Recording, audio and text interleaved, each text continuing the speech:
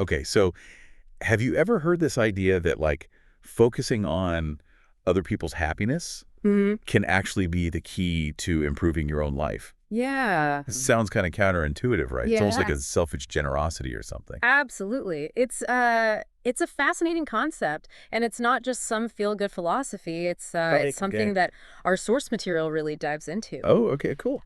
We're looking at an article where the author actually chronicles some pretty incredible life changes Wow. that came about just from shifting his perspective on relationships. Okay. And get this, it's all inspired by the work of Viktor Frankl. I love Frankl. His work is so powerful. Yeah. Um, for our listeners who might not be familiar, he wrote Man's Search for Meaning, right? Yes. Which explores how to find purpose even in the face of suffering. Absolutely. A very powerful book. And in this article, the author starts off with a quote from Frankl that really resonated with him. Okay. And the quote is, "When we can't change a situation, we have to change ourselves." Have you ever felt stuck in a rut? Like things were totally out of your control? Oh, absolutely. I think that feeling of being stuck is something so many of us experience at different points in our lives. Yeah. And what Frankel emphasizes is that even when we feel powerless to change our external circumstances, Hmm. we can always choose how we respond. Right. We can shift our perspective and ultimately we can change ourselves.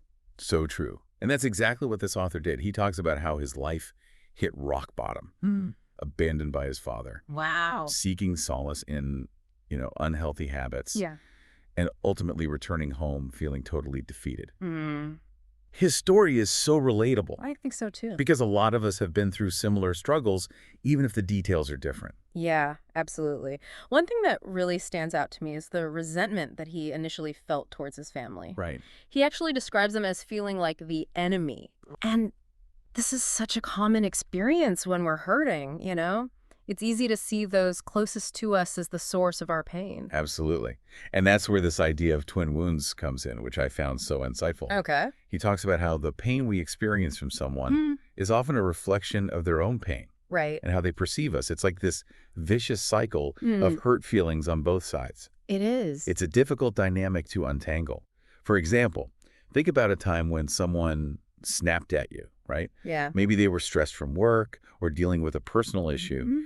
and their reaction had less to do with you Right. and more to do with what they were going through. It's a powerful concept to grasp because it allows us to see beyond the surface behavior and recognize the deeper pain that might be driving it. And, Yeah. that can help us approach relationships with more empathy and understanding, even when it's tough. So the author starts trying to change his attitude toward his family, Hmm. but naturally they're a little suspicious at first. Right. I mean, they have this long history, right? Built up walls, years of resentment. You can't expect everyone to suddenly believe that you've changed overnight. Exactly. Real lasting change takes time, consistent effort, Yeah. and most importantly, action. It's about showing up differently Yeah. and proving through your behavior that you're sincere. Yeah. I like that. Yeah. And that's where it gets really interesting. As he started showing up differently, consistently, and proving his sincerity, his relationships began to transform in some pretty remarkable ways. Yeah, his story is truly inspiring. His mom became his best friend. His brother repaid an old debt Wow. and even gifted him a computer. And his father began to show him a level of respect he'd never experienced before. That's amazing. It's a testament to the power of persistence and genuine effort in relationships, isn't it? It really is. And what I find especially fascinating is how these positive changes in his relationships rippled out into other areas of his life. Oh, interesting. How so? Well, he saw improvements in his finances and even recovered from addiction. Wow. So it's like this ripple effect Oh, where those positive changes in one area kind of spill over into others. It highlights how interconnected our well-being is with those around us. Absolutely. And this reminds me of something you mentioned earlier about Frankl Yeah. and that forest and trees analogy. Oh, right. It's like just like the health of each tree Yeah. impacts the entire forest ecosystem. Exactly. Improving one relationship can positively impact our entire network of connections. It creates this ripple effect of positivity. It's incredible to see how those ripples can even extend to areas like finances and personal well-being. Yeah. And speaking of well-being, there's this book I just have to mention. Oh, yeah. What is it?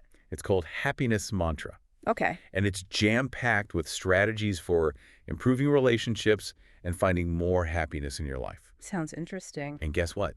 It's currently 50% off. Wow, that's a great deal. I know, right? I've been using some of the techniques myself, and I'm finding them really helpful. That's great. It sounds like it aligns perfectly with this concept of selfish generosity we've been discussing. It absolutely does. Yeah. And it goes to show that this isn't just some abstract idea. There are practical steps we can take to cultivate this mindset and see real results in our lives. Absolutely.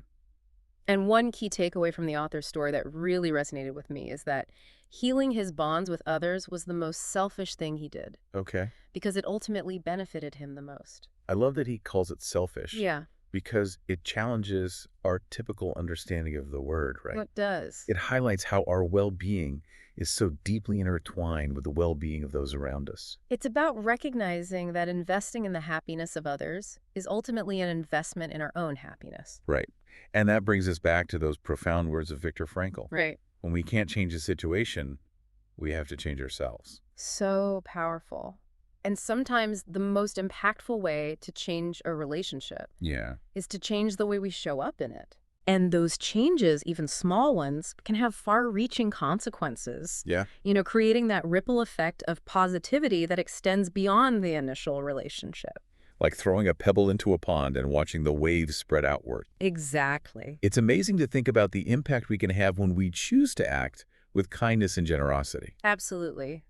In a world that often feels divided and disconnected, that kind of positivity is more important than ever. Yeah, it's like retraining our brains to find joy not just in our own experiences, Right. but also in the happiness of others. Exactly.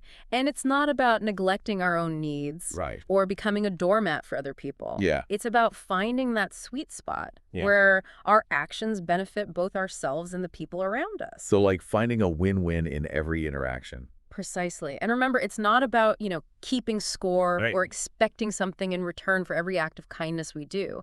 It's about shifting our perspective to one of abundance and interconnectedness. So less about what can I get and more about what can I give. That's the heart of it. And when we approach relationships with that generous spirit, we often find that we receive so much in return, even if it's not always in the form we expect. Okay, so for our listeners who are feeling inspired and want to embrace this selfish generosity, where do you suggest they start? Well, I'd encourage you to take a moment to reflect on the relationships in your life. Okay. Who could benefit from a shift in perspective? What small act of kindness could you offer today? Yeah. It could be a simple phone call, Right. a handwritten note, Yeah. a genuine compliment, or even just a listening ear. I love that you emphasize the small acts. Yeah. Because sometimes we get caught up thinking we need to make these grand gestures. Right. But really, it's those everyday moments of kindness Yeah. that can truly brighten someone's day and strengthen our connections. Absolutely. And as you continue to practice this selfish generosity, you might just find that your relationships become stronger. Your life feels more fulfilling, and your own happiness grows exponentially. It's an incredible journey of transformation, both for ourselves and the world around us. This deep dive has been all about discovering a new path to happiness, one that's built on positive connections and the joy of giving. It's been an inspiring conversation, and we hope our listeners feel empowered to take those small steps towards selfish generosity in their own lives. Absolutely. Remember, even the smallest act of kindness can make a world of difference.